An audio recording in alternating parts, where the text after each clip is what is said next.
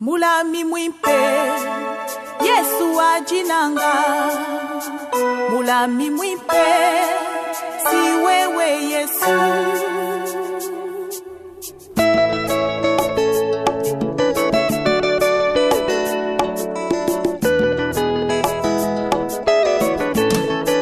Était au commencement de toutes choses. La parole était avec Dieu. Et la parole était Dieu lui-même. À travers la parole, il a créé l'homme à son image, à sa ressemblance, pour développer les pays, pour développer le monde, pour transformer le monde et pour conserver certains arbres, certains poissons, certains oiseaux, certains animaux et certaines personnes. Il a dit cultiver et protéger. Souvent on ne protège pas. Parce qu'il y a une difficulté de protéger certaines choses. Absent, mais le grand protecteur c'est Dieu. Il t'a protégé, il m'a protégé. Il a protégé ta famille et certains biens. Et ce matin, nous voici ici. Parce que Dieu nous a très bien gardés. Alléluia. Amen. Vraiment, c'est vrai ce que Dieu a dit, qu'il est le Dieu des temps et des circonstances.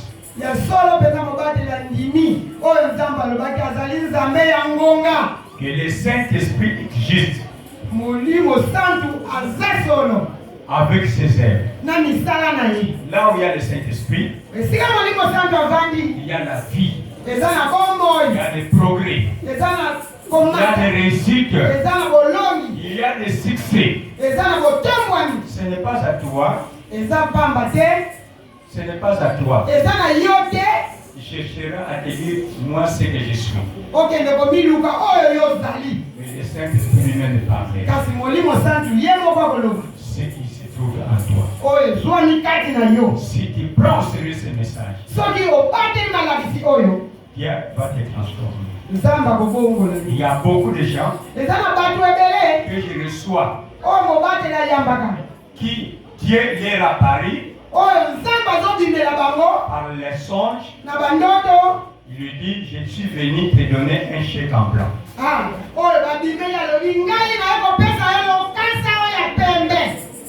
Comme ça, toi-même, tu vas rentrer là-dedans. Tu ne laisseras pas que cette chose-là ne soit pas te donnée par Dieu sans le réclamer. Je connais un serviteur de Dieu. Dans la Bible, il s'appelait Caleb. Il y a quelqu'un qui lui avait promis quelque chose.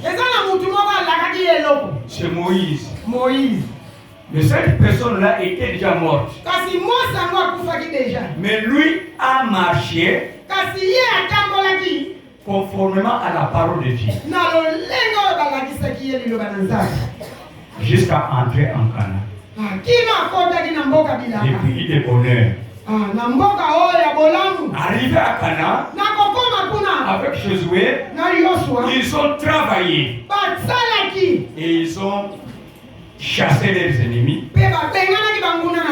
Ils ont pris leur village comme un angle est en train de le faire en Est. Nous sommes appelés à conquérir. Il y a beaucoup de choses que Satan s'est accaparé comme ces choses. Il y a des villages, il y a des forêts, il y a des montagnes, il y a des vallées, il y a même des rivières, il y a même de l'argent, il y a même des enfants, il y a même des parents. Satan est au-dessus d'eux. Mais nous devons les réclamer Il les a lâchés l'image. C'est ce que je remarque pour les papas de notre communauté. C'est du côté des papas. Y a-t-il un papa là-bas? On leur avait jeté des chaises. Il n'a pas apporté une chaise. Mais lui-même il fout la chaise. C'est la parole de Dieu pique. Il fuit. C'est parce que c'est toi qui es mauvais. Ce n'est pas l'église. L'église est pire. Et sans tache. Sans ride. Inébranlable. Donc l'église n'a jamais été mauvaise devant Jésus.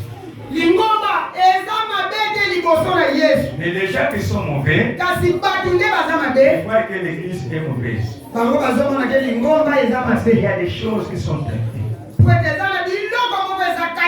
Adam et Ève. Où est-ce que Dieu les avait mis?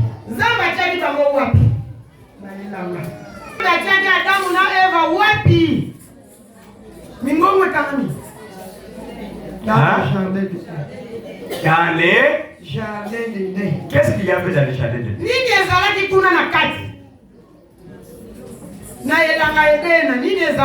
Ils avaient tout. Rien ne leur manquait.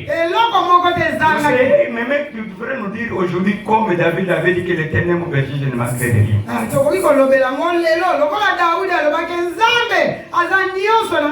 Il y avait tout dans les jardins de terre. Et chaque fois Dieu venait, il les trouvait toutes deux dans les jardins de terre. Mais les jours où Dieu ne les avait pas trouvés dans les jardins de terre, qu'est-ce que Dieu avait dit?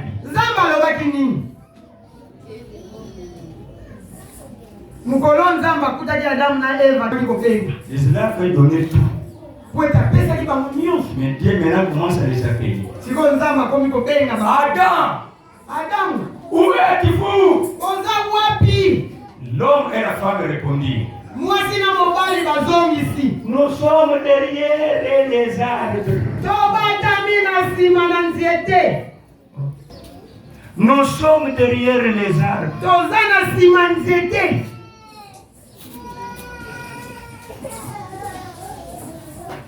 Ce sont ce que ces gens font.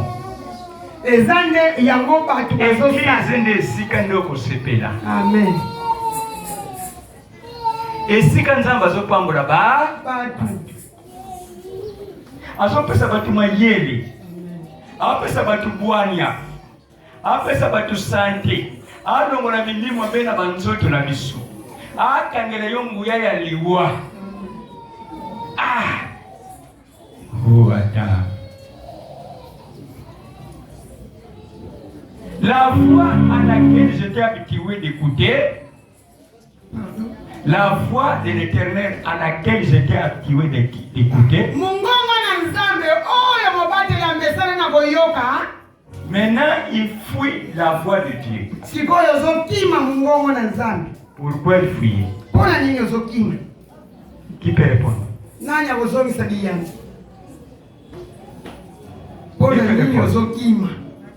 Moto akima kanda kuna nzamba akima kanini? Est-ce que watu zote tunabarebe? Tana manduka kwa bomba bado. Moto akima kanda kuna nzamba kwa nini?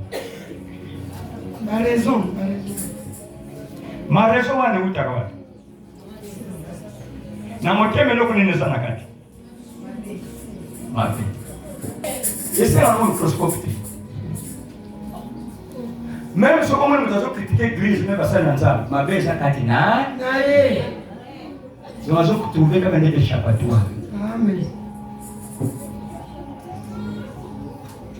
Il est vivant. Il est ressuscité. Nous voulons écouter la parole de Dieu. Le Saint-Esprit est là. Mettons-nous debout. Nous allons accueillir C'est lui qui a la parole de Dieu. C'est lui qui a parlé avec Dieu. Et c'est lui que Dieu a ordonné de pouvoir nous annoncer ce qu'il a entendu. Ils ouvrent les yeux spirituels pour entendre et pour voir ce que Dieu nous a réservé. Alléluia. Amen. Derrière ce cantique des adorateurs, un cantique pour accueillir l'orateur.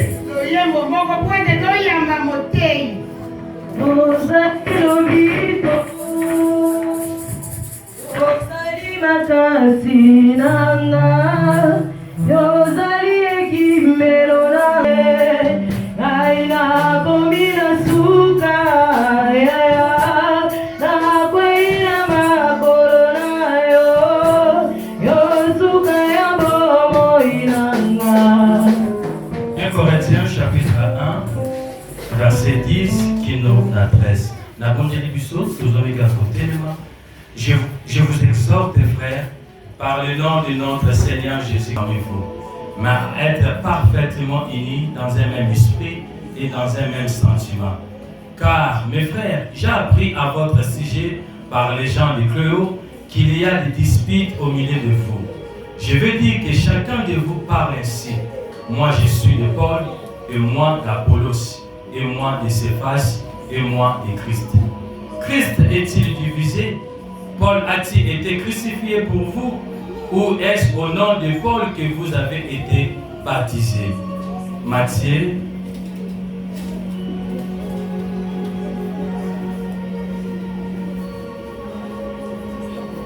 Matthieu chapitre 12, 43 à 45.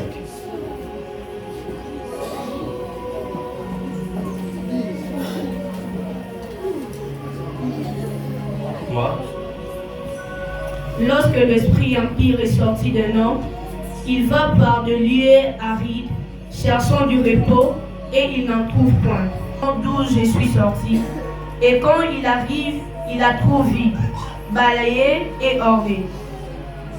Il s'en va, et il prend avec lui 7 autres esprits, plus méchants établissent, et la dernière condition de cet homme est pire que la première. Il en sera de même pour cette génération méchante. Ok. 1 Corinthiens chapitre 12, jusqu'à profanda. Car comme le corps est un et à plusieurs, malgré leur nombre, ne forment qu'un seul corps. Ainsi, entier de Christ. Nous avons tous en effet été baptisés dans un seul esprit pour former un seul corps. Soit juif, soit grec, soit esclave, soit libre. Et nous avons tous été abreuvés d'un seul esprit. Ainsi, le corps n'est pas un seul membre, mais il est formé de plusieurs membres.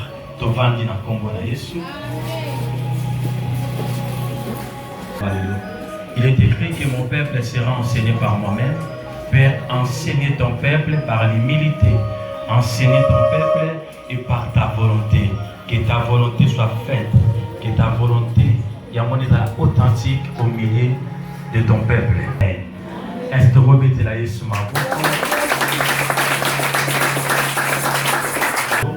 au moins la présence na yo et le lengeni ni se présenter na tango alelo. Oye liboso na ngaite, oye pe liboso ya mutute, mais toye liboso ya le roi des rois. Toye na liboso ya moto azali source ya pema na biso. Toye na liboso ya moto yo yenda azali suprême na biloko nyonso. Vraiment, nous merci Nzambe pour notre temps malade. Et si tout le monde est en Walelo, la souveraineté, Maramuza Bazosala, et Maramuza Bazosala, ils ont déclaré la busso, ils ont déclaré à mon aussi l'astrologue, ils ont déclaré à mon aussi la météo, comment on a Makamon Zambazo bouleversé, Zambazo bouleversé même aussi système, où ils sont naturels, au TV, ça va Kakabongo, mais Zambazo bouleversé. Alléluia. C'est pour te comprendre qu'il n'est pas ensemble. Zamba sala lolingi ya kadi. Zamba dans la formule ma côté. Si à celle qui Goana et pas 1 plus 1 et puis ça est égal à 2, il y a pour celle qui 1 plus 1 et puis c'est égal à 4. C'est des zambé à dans le système égalé to la formule ébélé oyo asale la ka.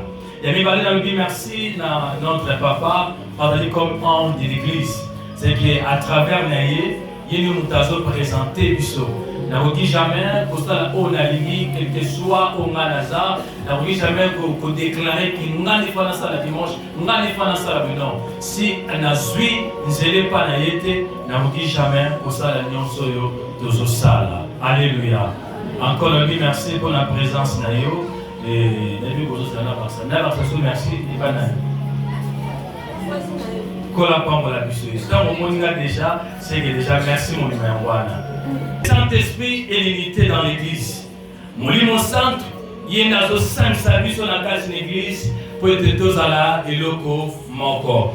N'a pas mon livre vraiment inspiration, il y a Maman Nassi et le mot là-bas, il y a Majorette. Vraiment que, et n'a pas papé qui m'a dit à Nyon sur moi ici, la dini, dans le Yemboana. Parce que le message n'a pas oublié, le fan de Samika, quand il a pensé, il y a moyen de Zalaki. Pour la bango pour l'inspiration, pour le message, il y a tant malélo. Mais quand on est à c'était à travers la cantique au bas, toujours que le Saint-Esprit est limité dans l'église.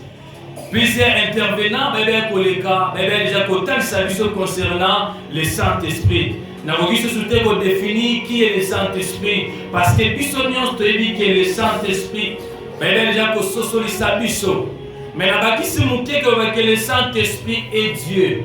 Mon sang à ensemble. Et comment que le Saint-Esprit est Dieu? Parce que la Trinité, la divinité. Le mot Trinité dans la Bible n'existe pas. Et ça, la Bible est un mot, la Bible, comment on a testé la Bible. Les mêmes aussi Trinité, toujours la Trinité là, c'est là on a l'étude, la théologie, et Trinité. Mais dans la Bible, le mot Trinité n'existe pas. Là, toujours on a les 3 personnes, Abraham. C'est ça que ce que tu ici le mot de Trinité, divination. C'est-à-dire que le 3e personne de la divinité, c'est le Saint-Esprit. Le Saint-Esprit honore le Dieu le Père. Le Saint-Esprit honore aussi le Dieu le Fils. Le même aussi Dieu le Père honore aussi le Fils. Le même aussi Fils honore aussi le Père. Voilà comment, par exemple, on a harmonie et na unité wana kati na bango. Tout le monde unité zali étant tout le lenge et loko o ezamoko. Malgré ça composé na plusieurs éléments, mais aussi la et loko ezala moko. Encore avec l'église selon 1 Corinthiens chapitre 3 verset 16, va dire que ne savez-vous pas que vous êtes le temple de Dieu. C'est que tout allez ndako ensemble, toute église ensemble. Rapidement que l'introduction de la salle qui mardi, n'avez pas que tous les dans le monde, ils allaient diviser. C'est que tous les dans le monde, ils allaient diviser, dans la culture, dans biso, même aussi dans le langage, même aussi dans l'idéologie, dans biso. Même aussi, l'église pose et a divisé. Tant on a dit que tout le monde est divisé, dans le langage, dans le biso, tout école mon côté, il y a plusieurs écoles. Baluba Bazali, Bashoedi Bazali, c'est-à-dire que Batandu Bazali, école et belé, ils ont mis ici. Les mêmes aussi églises ils peuvent diviser. Et les tourés va tout à l'heure, comment et pourquoi l'église a divisé, ni les salles que l'église est divisée. Et les tourés que dans mon thème évangile, dans le cœur de l'évangile, appel puissant et puissant de l'Église, et ça que tous à la unie, et ça que tous s'en parce que la carte de l'église tout est divisé parce que mutu a outi na tolo na idéologie na ye mutu a outi na culture na ye mutu a outi na langage na ye biso nyonso toye kosangana esika moko afin que tokoma langage moko tokoma idéologie moko tokoma pensée moko tokoma aussi sentiment moko paswahilité mutu a outi na libota na ye muta uti na ekolo na ye mais tant bayambisi biso Yesu comme le Seigneur et Sauveur c'est alors que todo comme famille moko todo comme langage moko pe penser moko Mais amour, unité, l'unité, et ça l'unité à façadité, il y a apparence trompeuse. Ne l'ongi todo la sake tolingani, ne l'ongi todo la sake vraiment biso todo bika, vraiment na bomoko, mais en réalité des choses tout a divisé. Na 1 Corinthiens, apôtre Paul, a zolo la bandeko ya correct, a dit que le corps est un et il y a plusieurs membres. Nous autres ya mutu ezamo ko le lenge na sonawa. Mais ça composé de plusieurs membres. Et le question est que tout le mélange parce que ça composé de plusieurs membres. Tout le monde a le boko, tout le monde a le colo, tout le monde a misu, tout le monde a même aussi solo. D'ailleurs, il y a cette école à apprendre à dire que l'homme a 5 sens. Otoyebi. Mais le 6e sens de la sensibilité spirituelle, et va animer les 5 sens de l'homme. Afin que l'homme a de la sensible à l'esprit. Afin que l'homme a comprendre makambo ya molimo, le lengeni makambo molimo va coopérer, que le lengeni d'exercice spirituel est dans la authentique na vie à disciple, to ya chrétien. Apôtre Paul a comparé église dans notre ya mutu. Ou église c'est au corps du Christ, nous autres ya Christ. Alors dit que nous autres nous sommes composés de plusieurs membres. Mais comme nous autres nous sommes composés de plusieurs membres, le tout est qu'on jamais dans le cabinet c'est très important pour les cas liboko. Liboko pas qu'on va jamais que c'est important ma casse pour les cas libolo. À tout temps il s'est dit bango nyonso to ba membre nyonso et ça motuya na kati na nzoto ya mutu. Alors malgré leur nombre ne forment qu'un seul corps. À ton nombre, ça est belé. À ta partie, tu as un autre na biso et ça est belé, mais nous souvent ne sont formés corps, c'est mon corps. Ils ont formé ces corps, c'est mon corps. Asa, la problème à tout. Et si mon temps a un problème, alors baraté tomber na ebaba. Parce qu'il y a la difficulté, la infirmité, mon quatre naïe. Il y a un apôtre Paul a donné ta cité, na baneko, il y a correct. Il y a correct. Avec que la limite que quatre na bino dans la division. La limite que quatre na bino et bon vendre ça na quatre na séparation. Parce que bisognon sont tous baptisés dans un seul esprit. Bisognon tous baptisés dans tata moko. Et tata na biso c'est Christ lui-même. Yena ndimaki ki aya pona kokufula pona église comme moi si na ye. Église le moi si ya Christ. Et comme église c'est moi si na ye, lorsqu'on parle de l'église, tout le monde a yo nanga. Biso nyam tout former église. Mais pas na Christ, Christ a mon la biso ni balité ma zo na biso basi to moi si. Parce que y a des mobile la biso, tant que Christ est mobile la biso, ça dit que biso de d'abord, basi, na biso na ye. Mais malgré tout ça composé na mibali, papa, maman, mais comme Christ est venu mutaïbi na kose, na kobala biso to, na kokota na alliance na biso. Animaki ka la humilier, animaki ke a la blesser, afin que yonanga to comme ba racheter tout comme peuple mis à part. C'est par l'amour que Christ a salaki bongo. Yamani a malgré l'église est composée de plusieurs diversités de dons. Il y a plusieurs dons dans 4 églises. À part les 5 ministères, il y a l'église, mais encore, il y a encore des dons. Ils ont même l'église dans la croissance. Il y a un poste de don de connaissances. Il y a un poste de don de prophétie. Tu donnes un poste à don des miracles, c'est que tous les dons que tu as opérés dans 4 l'église, et c'est très important dans 4 l'église. Le même aussi dans 4 l'église, dans le département, dans le département, il y a beauté, on donne un département à chorale, on donne un département à papa, on donne un département à maman, on donne un département à jeunesse, on donne un département à chorale. Avec biso nyonso, tout ça très important, tout ça pour nous mobilier, c'est corps du Christ. Azo souligner que dans l'unité que parmi to quatre na bino, bon dans la quatre na division, dans la quatre na débat, va discuter quatre na bino. Que non, département na biso ne muteleki, nga naza supérieur keye, nga inde kaka non. Abi na lingi débat wana te quatre na bino. Et même aussi na rangs sociaux, l'expliquant dit vendredi que comment c'est-à-dire que juif to, grec, na esclave to libre, ça va nan. Moto asa libre na esclave. Mais esclave, c'est apôtre Paul a souligné qu'il a limité que parmi bino, bon dans la carte la division même aussi à rangs sociaux. Au comme il y a quelqu'un qui a kaka ah ba moneka mbazara mbongwa ba moneka ba contribuer à na œuvre de Dieu biso na 5000 francs na ngezo PZT na 2000 francs na ngezo PZT kuna batangi mobile ba $10 ba $20 na comme na mbongo téléphone na ko serrer na zonga sima apôtre Paul a dit non tous les niveaux à division on a été na quatre églises. Apôtre Paul a dit d'accord pour souligner que non pour la bino ba juif na ba grec on ba juif.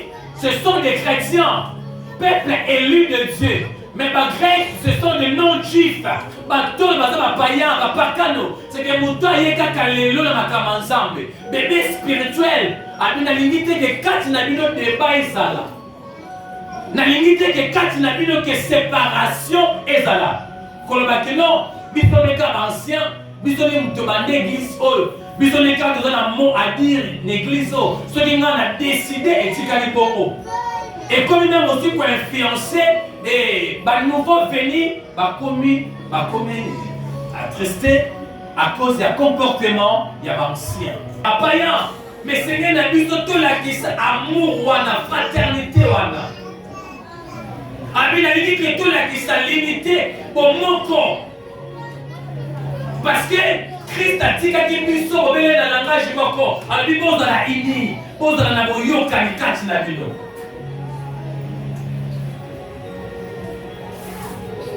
Ah bien, si le corps n'est pas un seul membre, mais il est formé de plusieurs membres. Quel que soit un miracle, que un prodige, on s'en marie pour ça dans la jeunesse, il doit se mettre dans l'ordre de l'église. Les mêmes membres aussi écoliques. Le même aussi don authentique qu'on s'en va péci.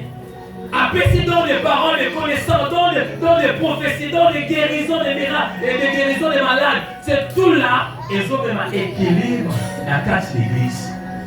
Mais à l'unité que tout est bana, n'a pas comment le corps va idolâtre. À l'unité que parmi nous, tout dans la carte de la division, dans la séparation. Joshua Zobunda, Aaron et Ibazaka va soutenir ma propre Moïse. Le même aussi l'église, intercesseur important, mon tour va contribuer financièrement à cette importante église. Même mon économie, l'église est important. Même mon église, quand même aussi l'économie, l'église est très important. Je dis souvent que la grâce de la souveraineté de Dieu, ça va aussi pour passer dans 10 ans à terre avec des parts. Ça va utiliser la terre avec du côté. Ça va utiliser la terre à 8 ans, la Bible va Osias, va comme un roi à l'âge à 8 ans. À 12 ans, la Bible va comme un roi. Va pas coûter micro, mais à côté pour kamama la montée. Parce que c'est ça la souveraineté de Dieu. Quel que soit obstacle, il va se présenter. Les bosons d'Abisso, tu voyez, va toujours colombe parce que tout ça uni. Zambé va coopérer dans l'unité.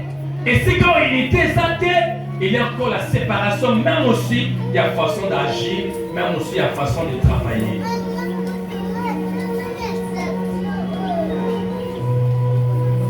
Dans 1 Corinthiens chapitre 1, verset 10, apôtre David, je vous exhorte, frères, que je vous exhorte, église du plein d'évangile. par le nom de notre Seigneur Jésus-Christ, à tenir tous un même langage. Un même langage. Langage n'a plus de la vie balette. C'est que biso nyoto dans le langage. Pasteur Alingaraka Bango, non. Tout dans le langage. La Bible, la Genèse, Batubayokani Basangani, langage moko, sentiment moko, idée, pensée peu moko. Il y a encore des obstacles, il y a encore des forces qui se présentent, il y a encore des choses qui se passent dans mon pépéton avant. C'est que la vie à moi dans Zambeto, la vie à mon tonnion, soit il y a 3 niveaux, il y a 4 niveaux, il y a 7 niveaux, et si quand il y a 4 niveaux. Et c'est que on a associé un bon architecte, peut-être y a une forme, mais même aussi quotidien milliers par lesquels, et c'est que va mais non, si on a un peuple comme ça, on a risqué que va te mêler parce que faut matériel et construction. Ma belle bazo tongela, biloko bazo tongela, et bongi te pona, kokoma banbalo ma bande sikoyo, na ma belle qui ne sikan zambazali. Combien de kilomètres? Combien de kilomètres? Et Nzamba bouleversé bas. Depuis les jours là, mais problème, c'est que Seigneur va associer un bon architecte. Encore un roi, chapitre 6. Dit que le fils des prophètes va dans la sakoli. Yokani va sanga de non. Et Seigneur Nabiso, tout ton gâteau te va pousser en naku dans l'école. École Nabiso pousse en là. Et tant que vas-tu les calisi, Élisée te moutazo qui les calisi. Élisée te mouta proposé qui bango, mais bango moko parce que bazala qui iné. Comme il besoin de qualifier ça malam, je crois que Zameni Moutalobe dit que tu vas encore qu'on pousse à Nakunaza de ton école parce que croissance c'est école, bah tu vas toujours ébélé. Mais ici quand ça va te zater et c'est que tu pousses à croissance c'est école du prophète. Et c'est alors Moko il y a serviteur mais non, Élisée, est-ce que au coquité kokenela biso elongo? Élisée ce n'est pas un problème. Élisée qui est là-bas elongo. C'est que même le temps où tu as ini, dans le bika, il y a des défis normal. On lui dit que tempête c'est ali. On lui dit que défis c'est ali. Mais si tu as ini, même dans 4 églises, tu vas toujours au long. Si tu as soudé, na pensé encore, na l'écanissement comme non, na idée à contradiction, na pas la contredire mon frère, n'a pas la contredire ma sœur, là tu vas avancer. Même dans la famille, si famille on les a soudés, comme on a papa, quand il y a une maman, même aussi dans la famille on est comme ça avec un exploit. Et comme ça les exploits. On dit que tout le monde dans le monde est divisé. Dans le langage, tout le monde est sur le mon côté. Tout le monde est sur le mon côté. Tout le monde est sur le mon côté. Et ça, dans tout le monde, quand il y a pour la banque, il va dire 5 000 francs. Et pour la banque, ils ont ébellé pour la banque. Et ça, il va aller parfois dans la journée, parfois $20, $30, $50. C'est que tu n'as pas de la banque, la banque va suivre la vie dans la banque. Mais tant que tu es dans l'église, bisogno to comme le lingue moko. Tu comprends? Ni n'est pas que tu comme un loco moko. Parce que nous avons un caractère nanga. Yébi on a un caractère n'est pas la banque. Et ça va trouver insupportable. Langage n'a été ma passion langage. Il faut qu'on a répondre. Mais quand on te commis dans les sélections, même esprit, tu commis scellé par les Saint-Esprit. Là, on dit que même aussi le langage est changé. Ah non, ah rapidement, si on a bon la montée maté, ah on dit que parce que mon livre semble changer là, n'azalaka boyete, n'azalaka sur le lobby, n'a peine un lobby. Mais lorsque mon livre semble ta fin de 4 namout, quand mon livre semble ta bali moussala 4 namout, moutatika n'aura jamais les mêmes. Et on sait pourquoi le prophète Samuel a dit Saoul. Lorsque le Saint-Esprit te saisira, tu seras changé à une autre ordre. Nous parlons langue, nous prophétisons. Mais nos caractères, nos comportements, notre attitude, toujours les mêmes. C'est compliqué. Mais l'église, tu parles la langue, tu tout cas, tu prophétiser. Mais comment encore qu'il y ait des choses où ils ont fait sans amener le kumute, mais ça toujours quatre na biso. Na quatre l'église par contre, si vous dites dans le langage, on doit peser ta montée. On doit t'en battre tout le bélarabot, même na quatre l'église à cause soit en épée. Et le côté. Na quatre l'église parfois, à d'autres poser la arte parfois, et d'autres c'est pris ça même aussi la ningate. Surtout, tu veux ça va ninga protocole ma coup. Yo yeli bosso. Mais pourquoi ils nous vendent ainsi? Bah le bâtard quand toujours quand on enveloppe va $100. Mais l'enveloppe va les a limités. Bon ben les cas va te va venir qui ça les bosso va $100. Yo comment on est victime. Yo comment on est victime. C'est église tout dans le langage moko. Langage moko. Et ce qui est dans le langage moko, pas encore à ne pas avoir des divisions parmi vous. Que quand il a vu son division, ils ont raté. Division, ils ont raté. Tout dans la soudée. Tout dans la peine, ils ont nyonso. Bolimo ya façade. Tant aux ana moningo de détélé ma beaucoup. Mais ce moninga zate, nous, on a ndoki. So le comme à biso ka. Ba betulio bisola moninga bomba moninga. Yonde ba pesio fardo pour gérer. Mon ko betulio moninga kolobate kolobate. Il peut-être comme il parle de la vie colobataire. Il peut comme il parle de colobataire. Voilà. Et si quand tu as pour ma église, mais l'autre église, tu as soudé. Problème à mon inga bête, inga parce que avec à mon responsabilité, mon rocatinanga. À mon église, non, n'a pas si confiance. À bête les solo, tant mon jour solo, on me met fardeau mon inga. On va dire qu'au bon de la bonne moninga. On commence à travailler pour la moninga. Lorsque la moninga va bongi, le coup me a fait pour la c'est belé. Mais la ligne blanche est mardi dans le bâti est belé. Vendredi, mais il y a une la synthèse à montrer. C'est qu'il y a bien coquet. À lui, avoir des divisions parmi vous, mais à être parfaitement unis dans un même esprit. Tout comme on a peine dans mon moment qu'on esprit mon corps. Maman m'a tout alors un problème de maman m'a tout comme yanga. Première église est automatique, avec une réveil authentique, église primitive. Bah mon bon là il va la quitter. Maman verra ça il lit pas, n'a lit pas la pessier, mais la pété de vous côté. Mon lit n'a pas lit papa, la pessier lit papa là. De l'église continue la compétition. Azé visité parce que Nicolas il a mandé dans mon yango. Et les jours où on a massé cahier ou taliboso l'église. Mais l'unité dans la vie sur la masse cahier. Amen. L'unité dans la vie a toujours les mêmes identités à Kala.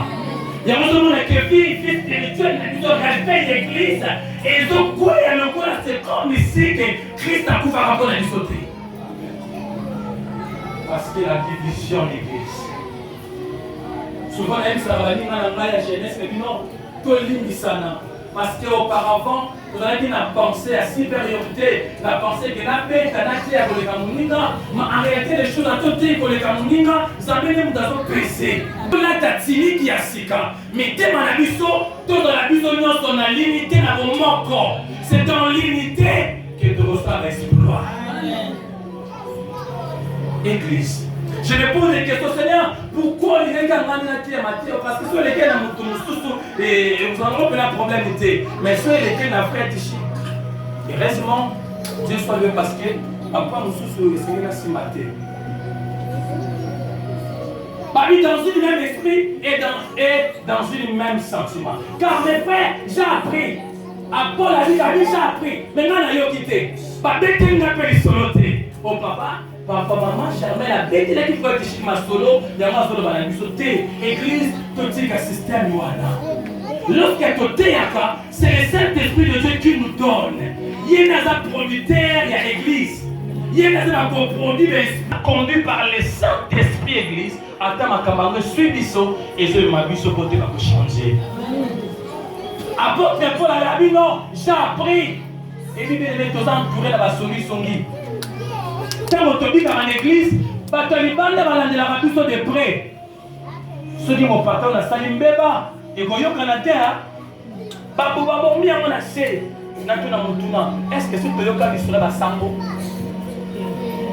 estce so toyoka liso na basango epanzana ya bapaster epanzanaka non to répondre so toyoka yango mais lelo bapaster biso moko bafidèle moto critique bapaster na biso biso moko badiacre ya église biso moko tofingaka bapaster na biso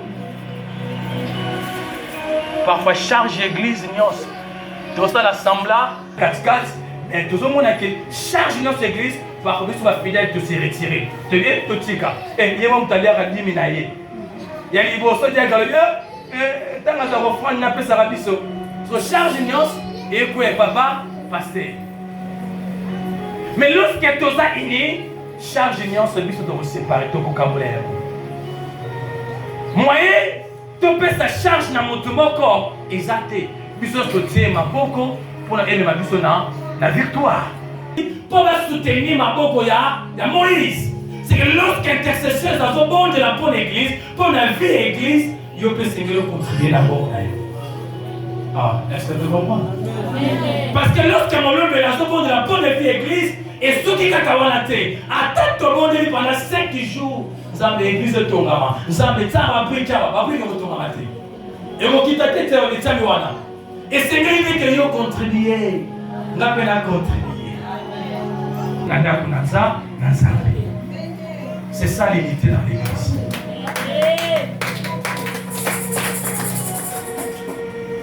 Alors oui, j'ai appris à votre sujet que par les gens de Chloé, qu'il y a des disputes au milieu de vous. Abi parmi vous, abi za na koswana.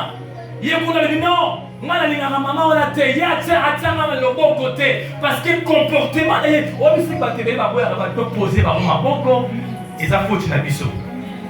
Alléluia.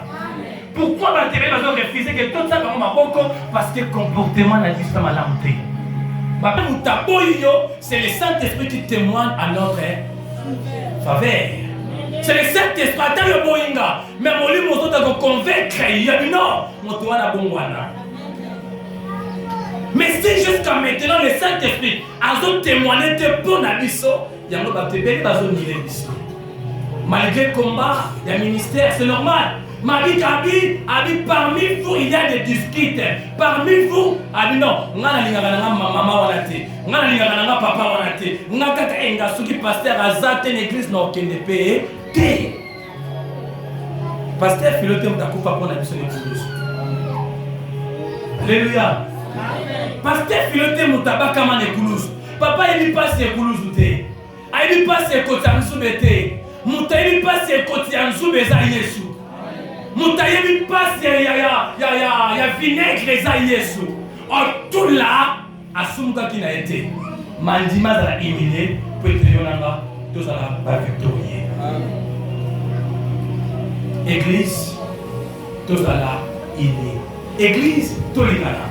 Je vais dire que chacun de vous parle ainsi. Moi je suis de Paul. Moi je suis pasteur Philo. Oh moi je suis Apollos. Je suis frère Tichik. Moi je suis Astépas. Moi je suis frère Moïse. Oh moi je suis maman Nassi. Moi je suis maman Charmel. Division on a de l'église. À travers la division, tu vas comme se réguler. Non, groupe pour la tête. Est-ce que ma frère on a bazar? Bandoki. Est-ce que ma frère on a sœur on a bazar? Sœur on a il est impudique. Sœur on a il est songi. Non. Dans notre salle makangwana, des œuvres dans sa vie, ils sont à Sima. Mais si quand tu pousse avec amour, lorsque mon ina salimbeba, bendaye, pas médaillé, avec amour, avec humilité. Alléluia. Lorsque mon ina salimbeba, pas médaillé, avec humilité, avec amour. Aboye, anima, est allié. Biso parle na biso ni côté. Mais tout ça avec amour. To condamner mututé. To crucifier peu mututé les coulouses. Mais tout ça c'est amour du Christ. Ami Christ est-il divisé? Paul a-t-il été crucifié pour vous? Ou est-ce qu'au nom de Paul que vous avez été baptisé? Tu baptisé à Paul. Paul était vous avez fait ce baptême et parce que Paul n'a pas fait Paul a dû sauter. Mais vous avez été baptisé par le nom de Jésus-Christ. Puis vous avez été baptisé au nom du Père et du Fils et du Saint-Esprit. Le jour où vous avez été baptisé au nom du Père, du Fils et du Saint-Esprit, c'est ça l'unité. Au moment où vous avez été dans Matthieu, est-ce que tout ce temps-là, concernant les démons, tout démon. Maintenant, on va bien nos démons qui sont parfois des démons qui sont on a à nous pour les passer ensemble. Parce que la délivrance va être processée. Parfois, les autres démons qui sont bima dans notre sœur, bima dans notre frère. À vous, mais la suite, parfois, un mois, des mois bimés. Et tant que tu qualifies, et c'est de remplacer une autre chose quand je l'ai eu. Mais yo tikali encore, on va encore pour sakana yo ate zamba zabolingo zamba linga babiso ata na sali maba ko zongelanga, ce n'est pas un problème. Mais hier que démon na kendaki akeya beti tour luki place à monité. Tikala zonga na ndako na kuna bande ko bersenga bien, na bande ko lia bien. Kuna tana ute église maintenant on a zongi na fandeli encore combo ya ndeko wana songolo pakala. Mais le démon là lui qui songi tanga beti tout à continuer ndako na ye la qui les a vie. Ndako est encore occupé une autre personne mais ça vite. Ni les démons comme ça là à qui encore qu'on négocie encore na cet esprit encore plus mauvais que lui. C'est alors que je viens de comprendre que même dans le monde satanique, il y a bien part de l'unité. Voilà, dans le monde satanique, il y a bien part de l'unité.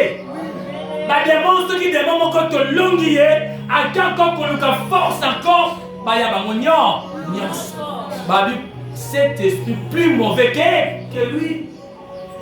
Église. Si la démon, il y a une force et unité. Pourquoi pas biso au Tuzabana il y a Christ. C'est la force et unité de l'église. Mon niveau a fait bien d'ana. Mon niveau a été égal à contribuer. Tu es égal à réunion à la tête. Dans mon niveau, pour ça, bon, la unité n'est pas une option pour l'église. Mais elle est un témoignage. Que Jésus est vivant. Est-ce que tu l'as dit? Unité d'église, et ça a une option. On va tout le pasteur, unité, et ça y a organisation église. Non, loin de là. L'unité église, et ça y a organisation église.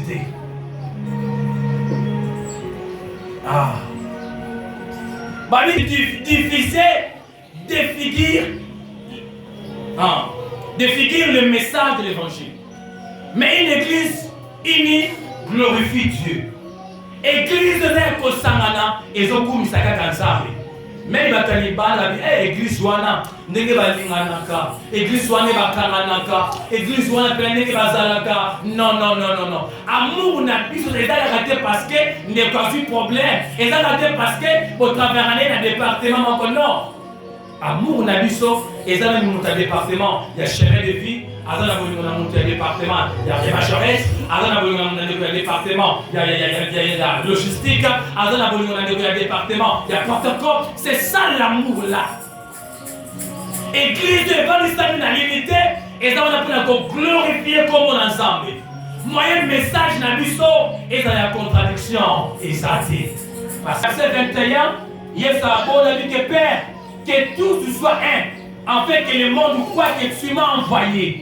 Pour te montrer que tout ça est ensemble, il faut que tu aies un abonnement encore.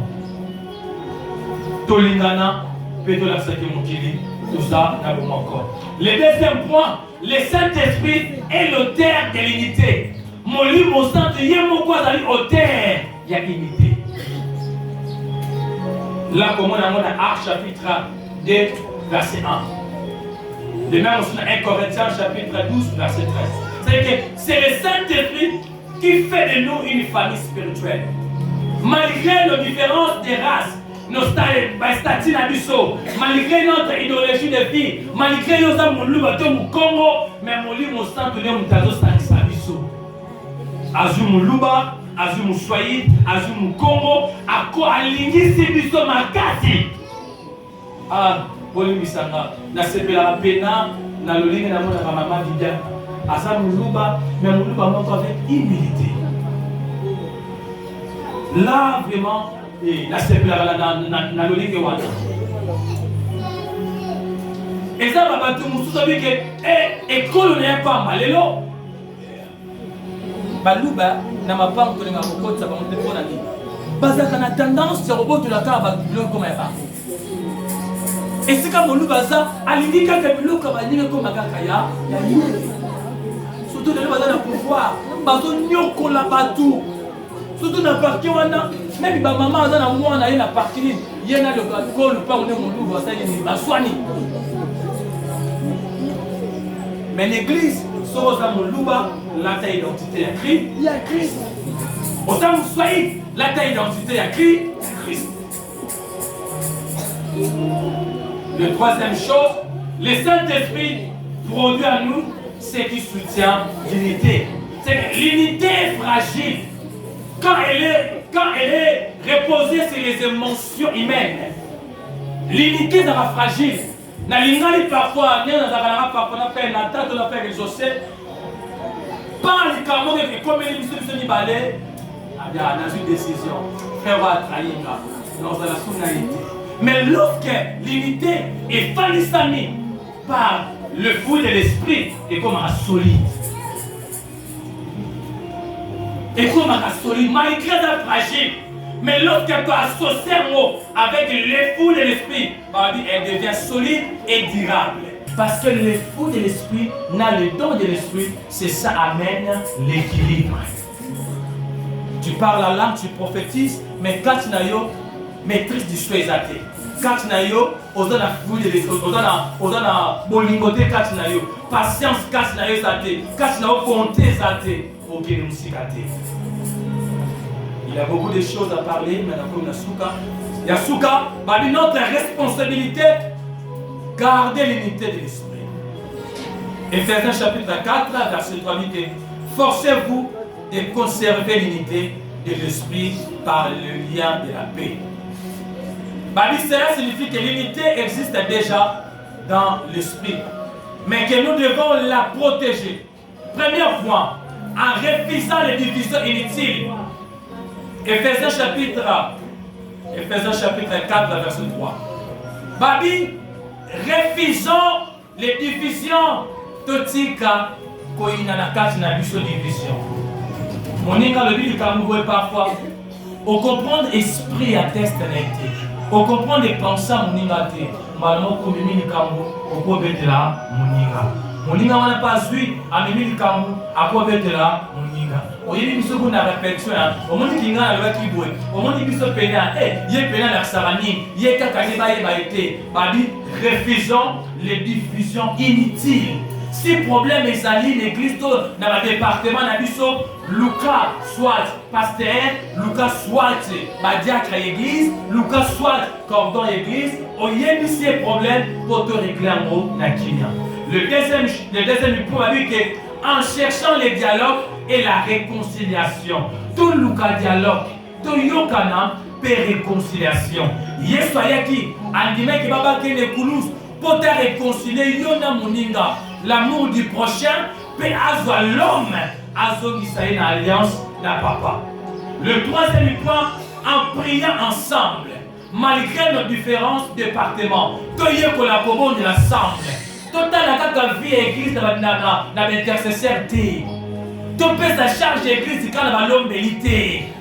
Mais nous collaborons de la mission ensemble.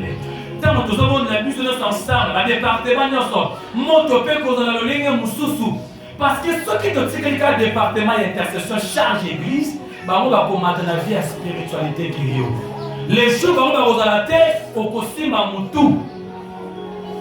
Nous avons un jour, Oh, on a ça. Maman m'a dit, papa, j'ai un problème dans la famille. Boye boye, et ça va boutou, je crois que 22h, 22h30. Bah, il est dans la permanence. Bah, frère, non, frère, si ça va te moquer un anda. Mais un anda, avant d'en faire la porte, elle banda. Plus de 30 minutes. À bêta. Na yoki na li oza mutunisi. Na li oza mutunisi. Na za pelé pour les bas. Insistance, c'est les gars qui trop. Qui n'a pas les forces. Na yoki maman problème des amis, papa j'ai un problème. Dès qu'on a à l'hôpital. Ce qu'on a failli réfléchir. Makamo papa le baka. Tout ce qu'on tient qu'à charge la salle ensemble. Tous ça va pour la bino. Mais bon ça beaucoup ça biso ba idolité. Beaucoup ça biso le quoi ensemble était. Il y a certaines choses qui ont beaucoup d'intimité dans l'ensemble. Nazala qui limité, nazala pongi na fait que na bonde là. Maintenant on a continué na chambre la bonde limité.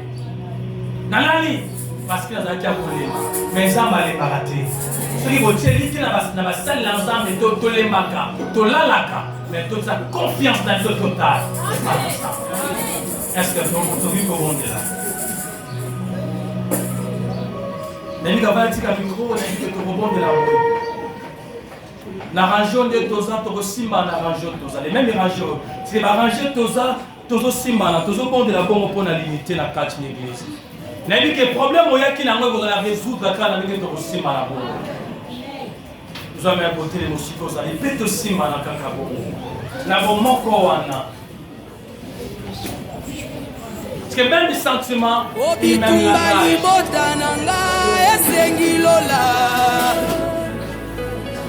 Bitumba lotomo nanga esengi lola. Bitumba kobota nanga esengi lola.